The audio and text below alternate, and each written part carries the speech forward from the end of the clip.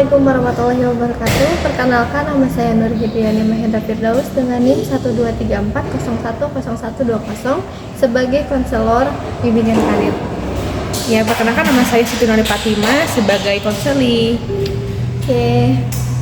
Halo Rani, selamat siang. Gimana nih kabarnya untuk di pertemuan bimbingan karir hari ini? Kabar hari ini cukup membuat hati agak tenang. Iya. Karena dengan suasana yang syahdu. Aduh, enak sekali ya. Nah, untuk bimbingan karir kali ini aku izin pakai laptop ya untuk menulis segala macam jawaban dari Rani biar kita bisa ulik lebih lanjut, bisa diskusi lebih lanjut. Oke. Sebelum itu,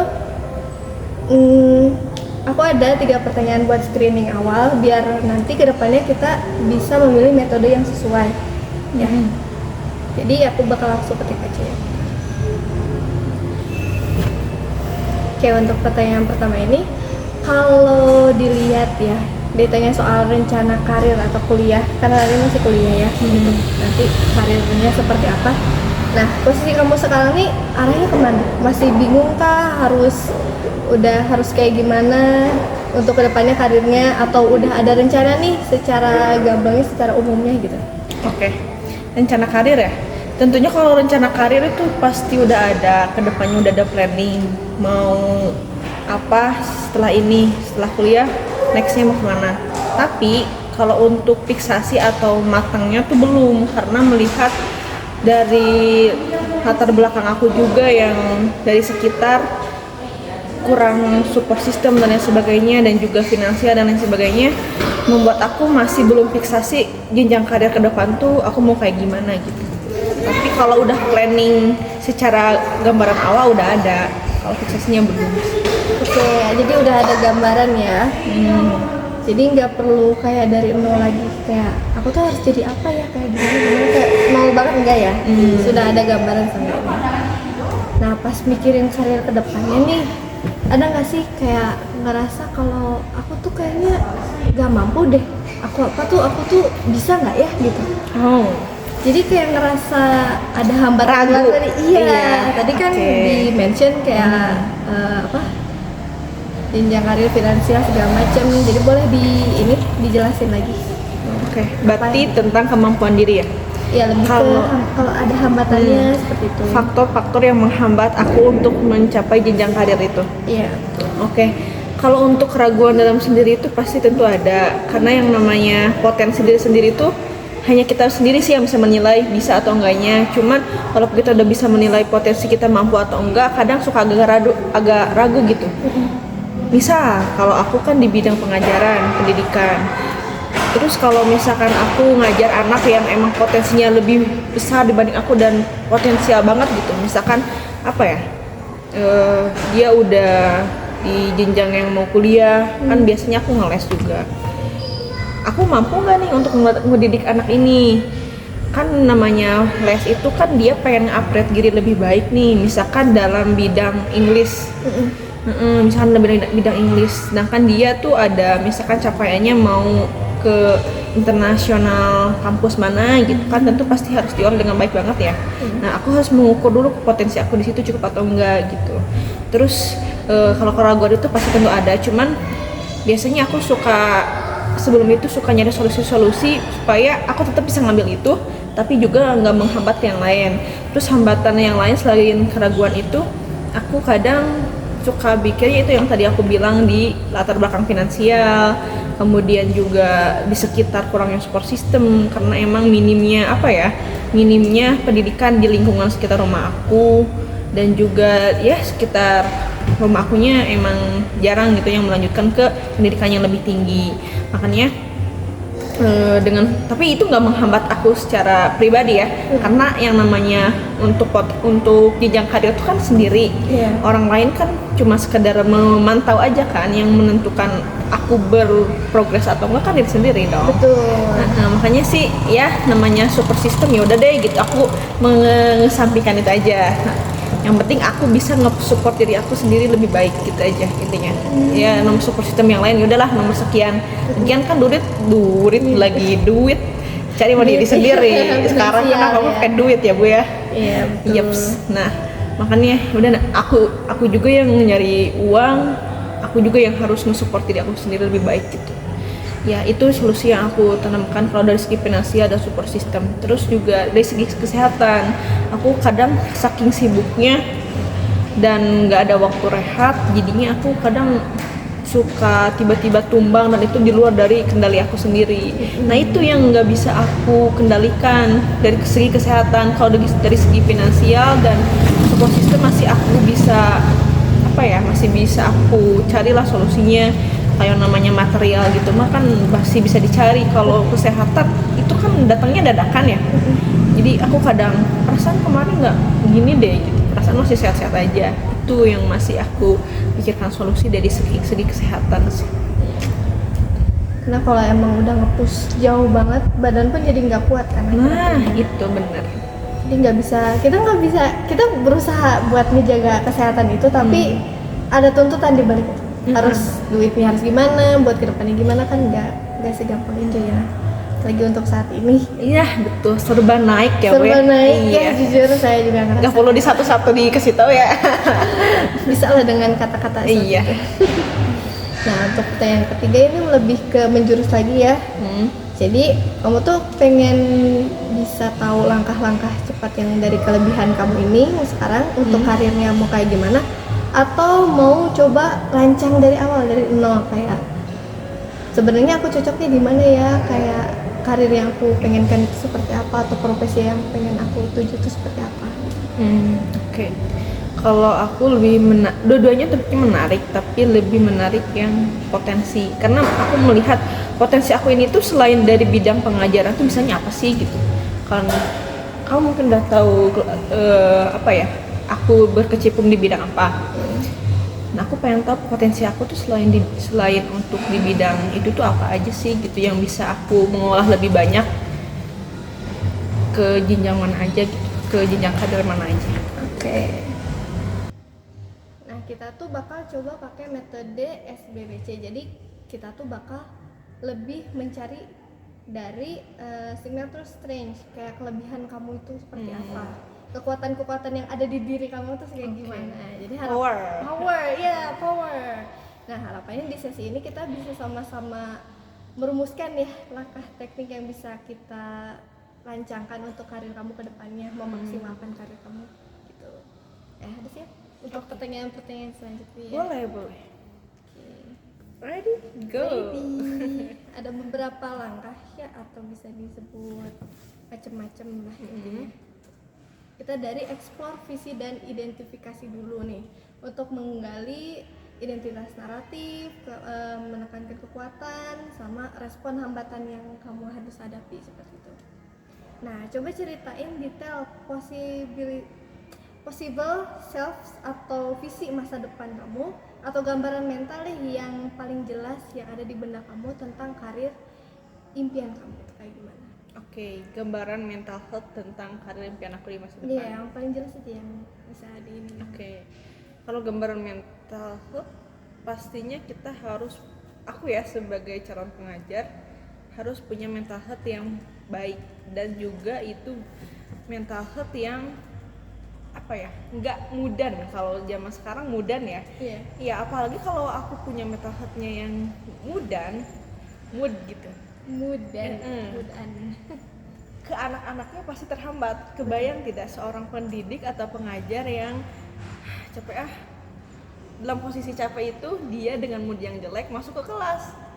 Anak-anak kan nggak tahu menau kita kenapa, kenapa sih si ibu itu murung atau diem aja, kan nggak tahu dong.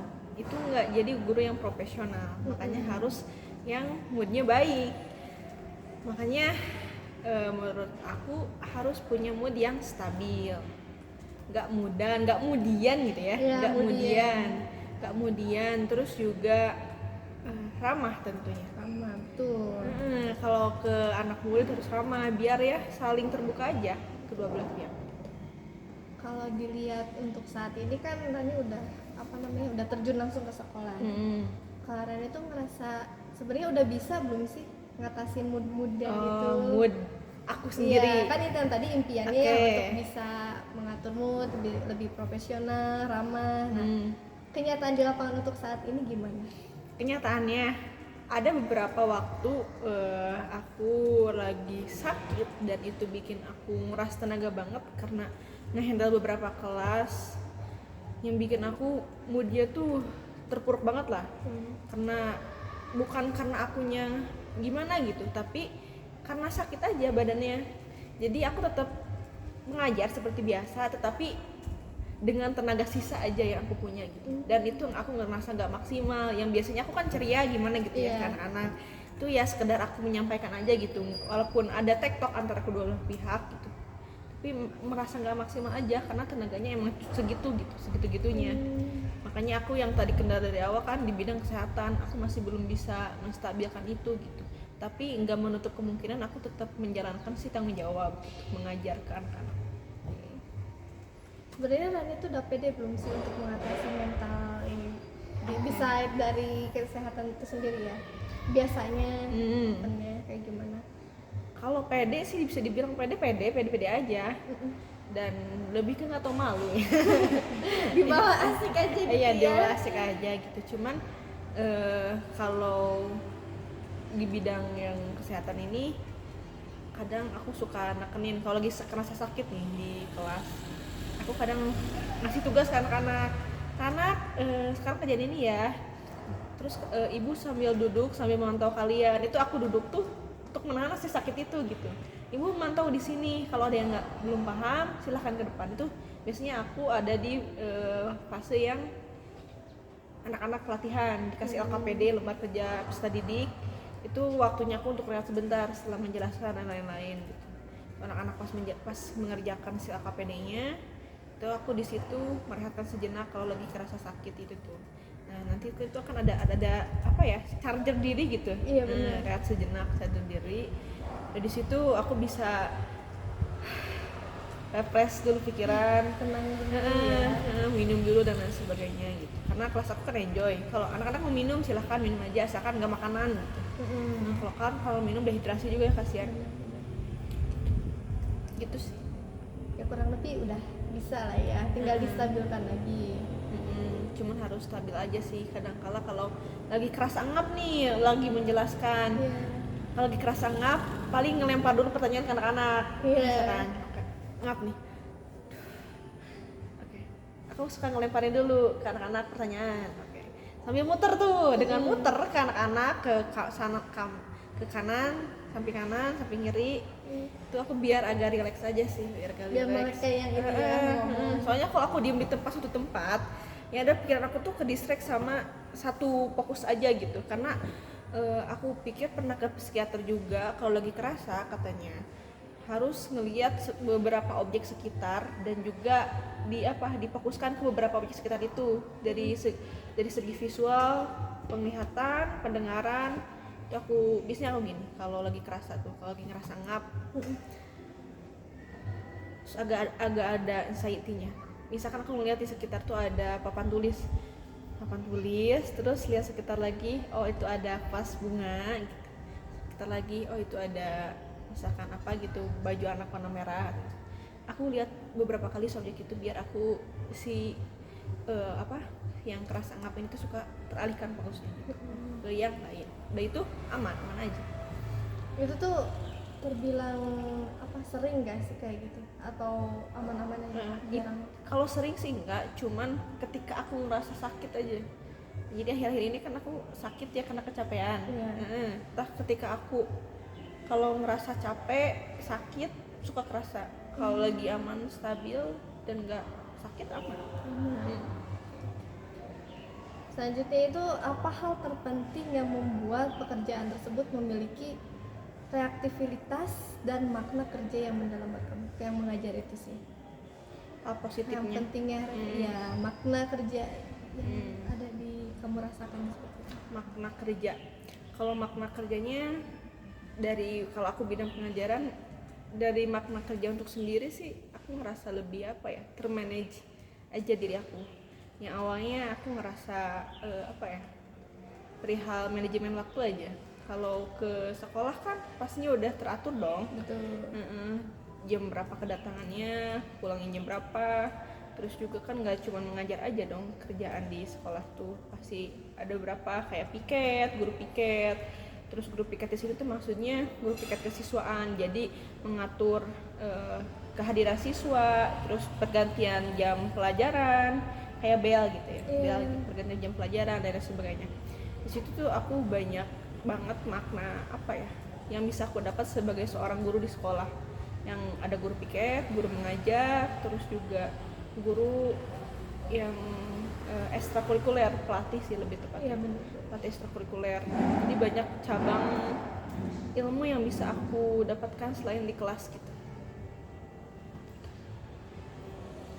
Oke, kita cari untuk identifikasi kekuatan utama yang ada di kamu itu seperti apa.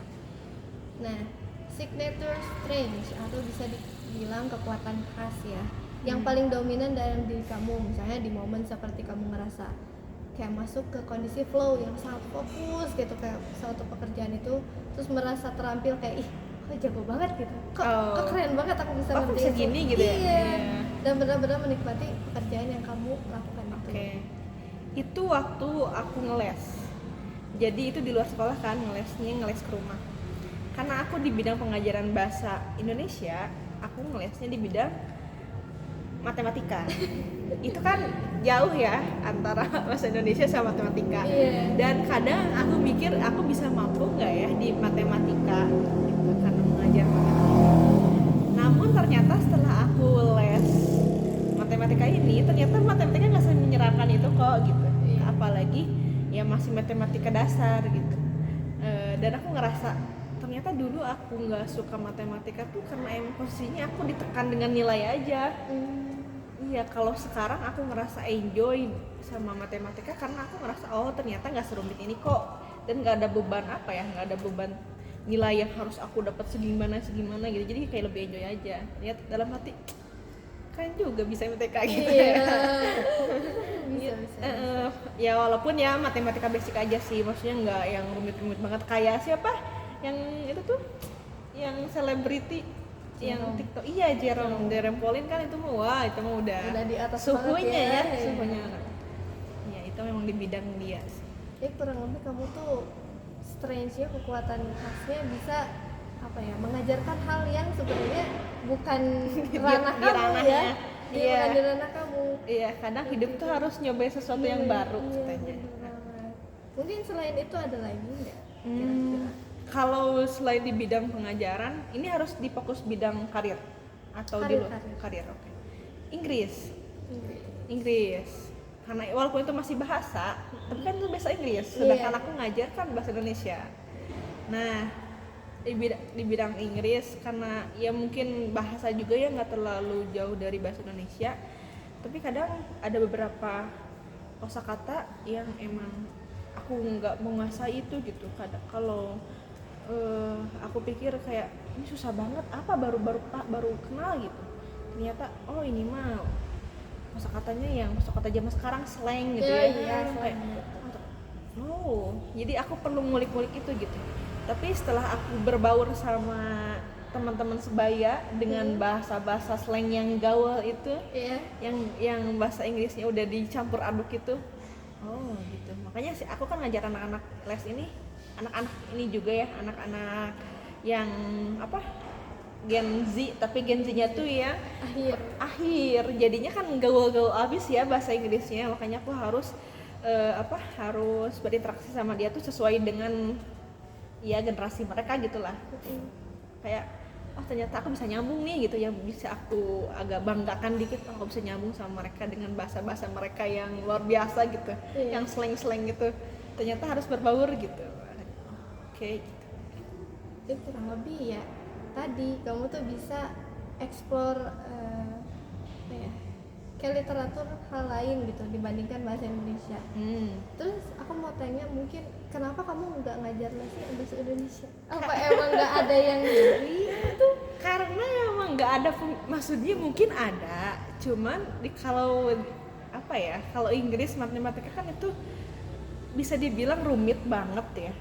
dan itu udah jadi apa ya, udah jadi hal yang pasti wajib ada di les. Kalau bahasa Indonesia mungkin ada di ujian, cuman kalau untuk dileskan itu lebih baik yang didahulukan yang lain dulu gitu, matematika, Inggris. Makanya peminatnya ya emang kurang gitu, walaupun kadang anak-anak tuh ngeluh, kenapa bahasa Indonesia tuh suka banyak ininya si kalimatnya. Aku pernah dapet kayak curhatan anak, Bu, kenapa sih bahasa Indonesia tuh paragrafnya suka banyak-banyak, sedangkan soalnya cuma 2 doang, itu tuh buat paragrafnya banyak soalnya 2 gitu. Ya emang itu yang jadi uniknya bahasa Indonesia, dan tapi ya disayangkannya kurang peminat aja sih. Kalau peminat di bidang pementasan itu keaktoran ada mungkin, kayak lebih ke apa ya, pelatih baca puisi misalkan, atau pelatih teater gitu, pelatih bermain peran itu ada. Aku sempet ngelatih yang mau baca puisi sama monolog itu di luar dari jam sekolah. Aku sempat ngelatih mereka beberapa kali untuk perlombaan. Kebetulan rezeki alhamdulillah mereka menang di atas kemampuan mereka sendiri sih. Aku cuma bantu doang, ya support lah gitu, sama ngelatih beberapa. Itu balik lagi sih kepada kemauan si anaknya. Kalau suka bahasa Indonesia pasti nyarilah ke ya. Kurang lebih strange-nya bisa dilihat kamu tuh bener-bener apa ya, punya bakat kali ya buat ngajar di situ, karena pede dong bisa ngajar MTK, bisa bahasa Inggris juga, padahal bukan dibilangnya kuliahnya Indonesia. Lebih ke maksain sih ya. Iya. Mungkin dari soft skill, hard skill lain gitu. Soft skill, hard skill. Kalau di bidang penulisan mungkin ya. Di bidang penulisan itu juga sempat buat naskah. Ada klien yang buat naskahnya film pendek, tapi aku nggak sendiri di situ, sama yang lain juga gitu, karena kan tim tuh pasti bareng-bareng gitu. Jadi ngegarap naskah film buat dilombakan itu bareng-bareng. Jadi teamwork ya, jatuhnya juga. Nice. Nah, jika kita menggunakan kerja identitas naratif ya, keberhasilan masa lalu apa yang bisa jadi fondasi terkuat kamu sampai saat ini? Oke. Back to masa lalu ya. Keberhasilan masa lalu apa nih bisa diulik? Oke. Kalau back to masa lalu, aku tuh dulu suka banget ikut lomba baca puisi tentunya. Nah, ada beberapa kali juga alhamdulillah menang waktu dulu, dan itu mungkin jadi secara nggak langsung jadi fondasi aku buat lebih percaya diri buat maju ke depan gitu. Dan makanya ada percaya diri itu tuh yang bikin aku ada kemauan untuk pengen deh menyampaikan ilmu yang pernah aku dapat gitu di nanti perkuliahan gitu ya. Pas di kuliahan juga dibuat matang lagi. Ternyata ya alhamdulillah sekarang ngajar anak-anak di les juga gitu. Disampaikan juga pas kemarin ngelatih si baca puisi itu. Ini kayak masa lalu banget gitu, kayak ini aku pernah di posisimu gitu. Jadi alasan ini nyambung nggak sih alasan kamu milih literatur sastra Indonesia? Iya, secara nggak langsung ya. Karena sebetulnya waktu awal tuh aku mengambil jurusan ini tuh nggak ada niatan buat kesana. Karena iseng aja sebenarnya bisa atau enggak gitu. Ya, soalnya kalau nggak jurusan itu apalagi gitu ya, dengan sertifikat lomba aku yang kebanyakannya di bidang bahasa kayak lomba baca puisi, monolog, teater gitu, pidato, itu kan yang meranahnya emang di ranah bahasa Indonesia. Kalau dilampirkan ke jurusan yang lain belum tentu itu bisa. Makanya cobain deh gitu. Ya udah, ternyata masuk. Gong. Iya. Tapi sebelumnya kamu pernah nggak sih kayak pengen ya masuk jurusan MTK atau lainnya Inggris gitu? Sempet, bukan MTK tentunya. Bahasa Inggris. Awalnya mau melampirkannya ke bahasa Inggris, cuman sertifikatnya aku punya ini kebanyakannya emang bahasa Indonesia. Dan waktu itu sempet juara yang apa namanya storytelling waktu SMP tuh, tapi udah beberapa tahun yang lalu kan. Sedangkan kan kalau SNBP tuh harusnya yang bagusnya yang awal-awal, ya maksudnya yang terbaru gitu. Makanya enggak deh, kayaknya kemungkinannya lolosnya kecil gitu. Udah nyobain bahasa Indonesia aja gitu dengan lampiran yang ada, ya cobain. Jadi kamu tuh nggak ada kayak ambis di satu aja, jadi kamu ya udah coba ini yang sesuai sama apa yang udah kamu punya gitu. Iya, aku lebih tipikal lihat realita aja deh gitu, mampu atau enggak. Realistis ya. Yes, gitu lah, hidupnya realistis ya. Harus realistis. Oke, langsung kita ke section merespon hambatan dan finansial sama kesehatan tadi ya. Nah, terkait hambatan finansial dan kesehatan yang kamu alami, kita coba memanen kebaikan atau harvest the good ya.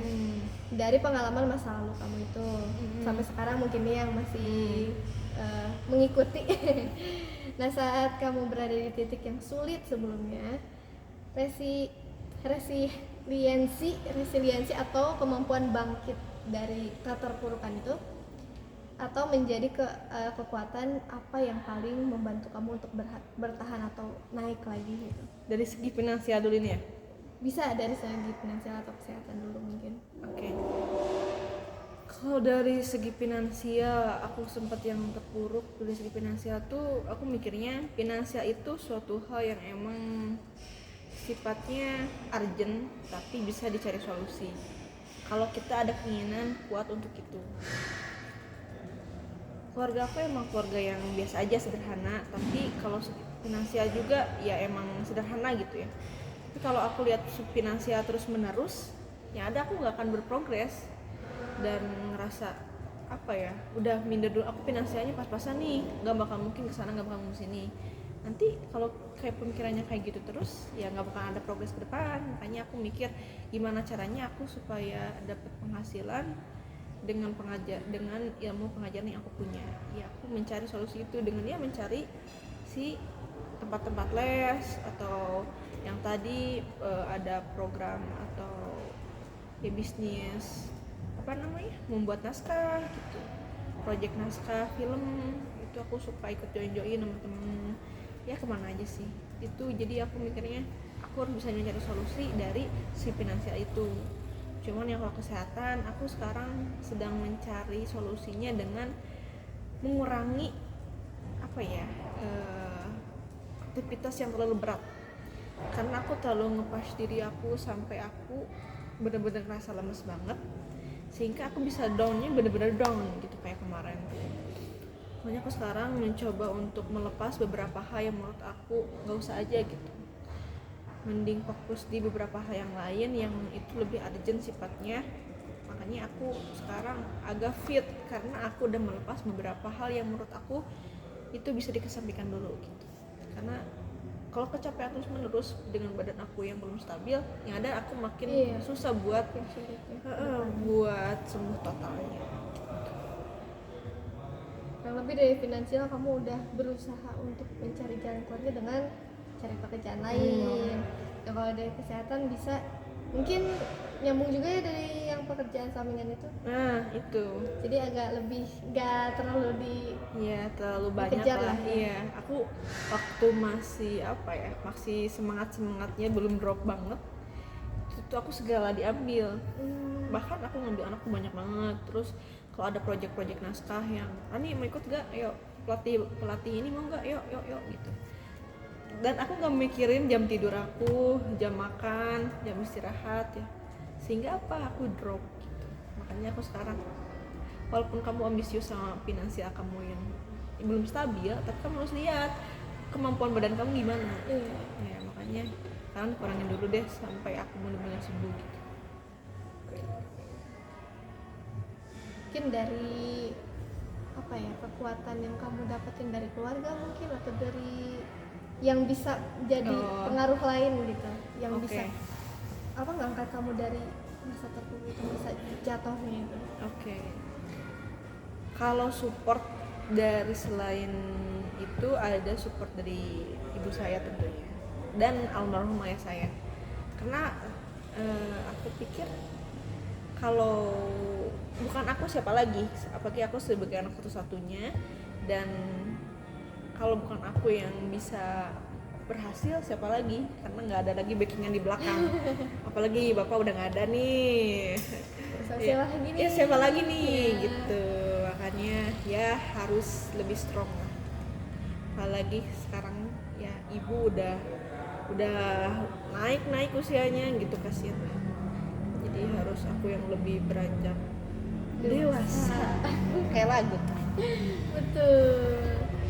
Nah, untuk selanjutnya itu bagaimana saya bilang kita yang bisa menggunakan kekuatan tersebut. Kamu memiliki kekuatan untuk bisa bangkit dari keterpurukan, down dengan kekuatan yang dari finansial itu ya kan. Untuk meningkatkan adaptabilitas karir kamu dalam respon situasi yang saat ini kehilangan arah. Jadi gimana sih kekuatan itu tuh bisa bikin aku tuh up gitu, makin up. Meningkatkan karir kamu juga di satu Oke. sisi. Kalau dari segi kekuatan bisa bikin up tuh ya karena aku ada beberapa hal yang jadi penguat gitu. Dari tadi aku yang punya mimpi, kemudian juga aku yang pengen sembuh, dan aku juga pengen bikin mama bangga. Kekuatan-kekuatan itulah yang bikin aku lebih semangat untuk menjalankan visi misi yang aku punya gitu di kehidupan, walaupun dengan keterbatasan itu finansial dan kesehatan dan support system yang minim gitu dan lain-lain. Karena emang tinggal mama aja kan, maksudnya yang intim banget lah di keluarga. Makanya aku pikir kalau bukan karena ibu, bukan karena aku sendiri, karena siapa lagi. Jadi harus semangat buat Menjalani Iya, dan gitu. harus semangat jadi WFH. Di satu sisi juga mungkin dari sisi karirnya aku dengar gitu. Aku perhatiin dari kekuatan kamu kan yang mengajar, les segala macam itu. Di satu sisi itu meningkatkan karir kamu, kayak kamu tuh punya value-nya makin tinggi. Jadi pernah ngajar inilah, pernah ikut bikin naskah ini itu. Jadi kamu tuh punya bisa dibilang pengalaman juga kan ya. Jadi meningkatkan karir kamu ke depannya bakal Kayak jadi gimana? ya betul, jadi Si guru bersalah, yang Bim. wow gitu. Jadi guru yang sangat profesional, atau bisa dibilang nanti bayarannya bisa dibilang tinggi lah segala macam. Semoga ya. Semoga Cobain dulu aja. itu aja ya. Oke, untuk yang terakhir itu, section terakhir itu eksekusi teknis atau action plan-nya. Nah, sebagai langkah awal eksekusi, kita lakukan eksplorasi karir kreatif. Siapa orang yang bisa kamu ya di sini kamu temuin atau riset lebih lanjut yang bisa dilakuin minggu ini juga ya, yang selaras dengan kekuatan utamanya. Jadi kalau dengan analisis yang tadi, guru ya jauh kurang lebih guru les atau pelatih yang bikin naskah segala macam, kira-kira yang kamu perlu gali lebih lanjut dari mereka tuh siapa aja Orangnya yang berkesinambungan sama aku. Iya.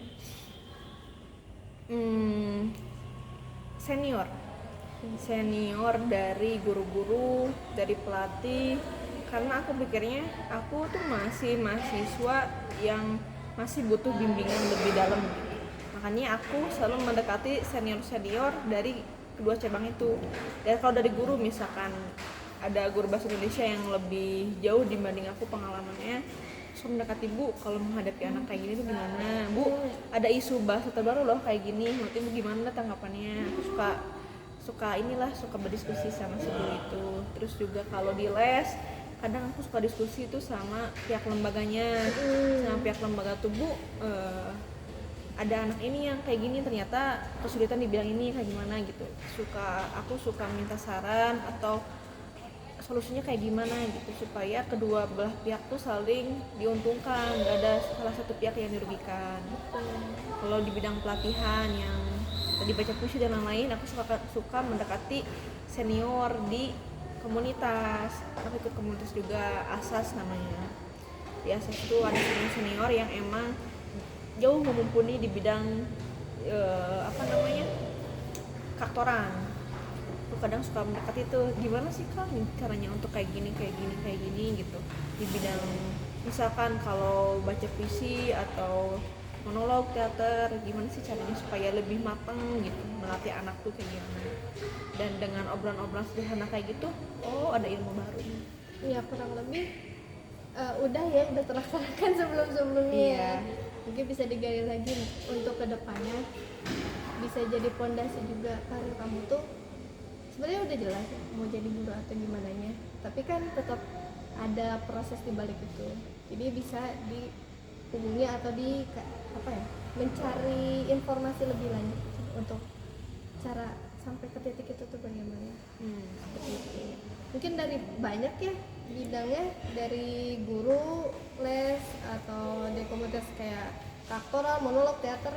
Kamu tuh ada nggak sih satu titik, satu profesi yang pengen kamu, kan nggak bisa tuh semuanya, bisa aja.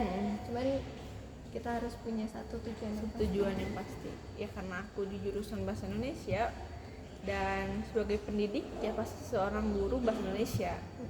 Kalau les dan pelatih itu di luar dari itu, karena sampingan aja. Karena melihat realitas di Indonesia, guru doang di sekolah itu nggak cukup. Betul.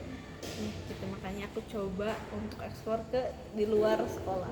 Jadi mau nggak mau sebenarnya udah ada tujuan satu, buat ditembak guru ya di Indonesia, tapi karena emang nggak mumpuni untuk finansialnya kurang segala macam, jadi ya mau nggak mau harus cari yang lain.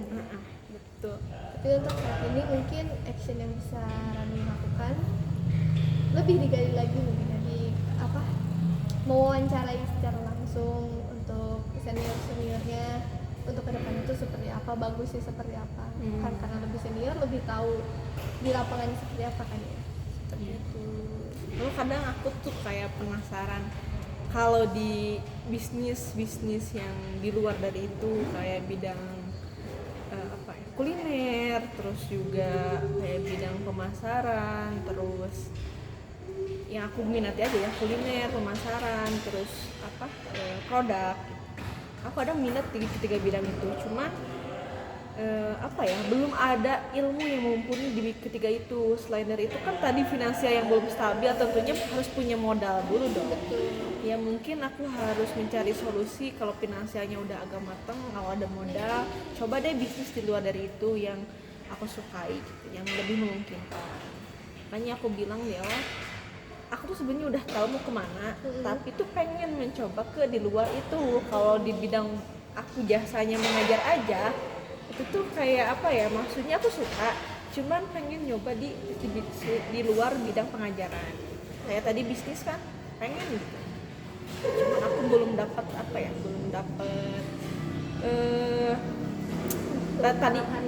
modal tuh emang perlu gitu. Terus juga dari segi keilmuan aku di bidang bisnis juga harus eksekusinya lebih berani juga kan. Harus berani untuk gagalnya dulu, kurangnya pembeli, terus promosinya gimana gitu. Mungkin aku harus coba ngulik itu lebih dalam. Bisa sih dibanding yang senior guru segala macam kan jatuhnya udah pernah ngulik. Jadi mungkin ada dari bisnis kuliner, pemasaran produk bisa digali lebih lanjut, bisa ditanyain ke ahlinya langsung seperti apa. Mungkin itu action awalan yang bisa Rani lakukan. Nah, seperti itu mungkin ya untuk bimbingan karir ini nggak kerasa banget. Berapa waktunya? 40 menitan ya. Diskusi kita cukup panjang ya. Semoga ya dengan itu bisa mencerahkan lagi gitu, karirnya bisa terbuka lagi. Ternyata nggak cuma segelintir guru atau ini doang ya, pelatih doang ya, bisa dari bisnis juga nantinya karena tertarik kan ya. Aku bisa lihat jelas kalau kamu tuh punya resiliensi yang tadi ya, resiliensi dan optimisme yang luar biasa yang bisa bangkit dari tantangan segala macam down. Dan kamu tuh punya kekuatan dan karakter yang bisa jadi modal untuk kamu untuk mendapatkan karir yang kamu inginkan ya. Nah, biar obrolannya nggak berhenti di sini, enggak lanjut. Untuk minggu ini kita sepakat ya untuk menyusun kartu kekuatan strength. Jadi kamu tuh kan tadi actionnya, step actionnya untuk mencari tahu dari senior yang punya bisnis kuliner, pemasaran produk. Nah, kita coba ulik lagi nih, ada tugas lagi nih untuk kartu kekuatan atau strength card dengan menulis kayak zona kekuatan, kayak aku tuh gini, nanti ditulisin aja setiap malam. Dari si bidang di luar dari itu ya, yang tadi aku Iya, pengen pokoknya minatan. kekuatan kamu tuh seperti ini. Aku tuh apa ya, bisa dibilang rajin banget atau gimana, yang bisa dihubungkan ke karir itu seperti yang kamu kejar. Yang ini tuh bisa kamu terus ingat, terus dijadiin kekuatan sehari-hari kamu tuh, karena dimanifestasiin kan di jurnal itu, ditulisin seperti itu. Paham kan? Paham. Nanti coba dibuat. Iya, biar semoga ya ke manifestasi juga. Jadi kekuatan itu benar-benar bisa jadi kekuatan kamu untuk melangkah, Maju. kerja untuk seterusnya. Iya. Ya, Agak kecilan ya, it's okay. iya, ya semoga aja ya ke depannya walaupun jadi guru tapi punya bisnis kuliner. Amin. Sampingannya yang luar biasa, Luar amin. biasa. Tanpa meninggalkan passion kamu di mengajar itu sendiri. Nah, sebelum kita akhiri diakhiri nih, ada perasaan atau hal yang mengganjal yang pengen kamu tanyain dulu nggak sih? Masih kayaknya aku kurang deh, atau ada yang masih bakal aku obrolin dulu. Sejauh ini cukup sih, dan udah aku lebih plong aja. Ternyata ada yang mau mendengar aku untuk jenjang karir ke depannya gitu ya. Tapi buat perihal yang itu, yang bisnis dan lain-lain, itu jadi PR sih benar, dan harus aku coba untuk mengulik itu lebih dalam lagi, gimana solusi ke depannya. Aku mau coba yang tadi kamu sarankan juga, yang ya deh semua tanyain gitu ya, kalau ada yang di bidang kuliner dan lain-lain, produk dan sebagainya. Bisa jadi juga kan ke depannya, tidak menutup kemungkinan. Iya. Jadi CEO gitu. Aduh, guru dan CEO kuliner ayam bebek. Iya, ayam bebek ya, sama Ayam bebek goreng. seperti itu. Sebenarnya terima kasih banyak sudah menjadi konseling untuk bimbingan karir ini, karena cukup ini ya, membuang waktu juga ya kamu yang berharga ini. Waduh, tentunya. enggak dong.